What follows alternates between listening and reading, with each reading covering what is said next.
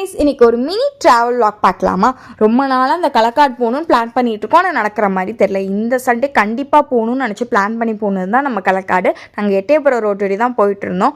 போகிற வழியில் பெட்ரோலை போட்டுட்டு நல்ல வைபுக்கு ஏற்ற சாங்கை போட்டு ஜாலியாக என்ஜாய் பண்ணிகிட்டே போயிட்டு இருந்தோம்.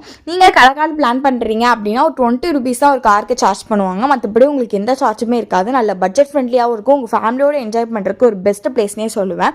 பிளாஸ்டிக் மட்டும் அங்கே ஸ்ட்ரிக்ட்லி நாட் அலவுட். நீங்கள் வீட்லேயே வந்து சோறு பொங்கி கொண்டு வந்துருங்க. இல்லை அப்படின்னா தூக்குவாளியை வந்து ஹோட்டலில் கொடுத்து அதில் சோறை ஃபில் பண்ணி கொண்டு வந்துருங்க. நல்லா உட்காந்து சாப்பிட்ற அளவுக்கு ஸ்பேசஸ்லாம் நிறைய இருக்கும். நாங்கள் ஒரு இடத்த சூஸ் பண்ணி அந்த இடத்துல உட்காந்து சோறு, மட்டன் குழம்பு, சிக்கன் 65, ரத்த பொரியல், அவிச்ச முட்டை, சிக்கன் லாலிபாப்னு வச்சு நல்லா சாப்பிட்டோம். வீட்டில் நாங்கள் செஞ்ச ஃபுட்டு எல்லாமே ரொம்ப டேஸ்ட்டாக இருந்துச்சு.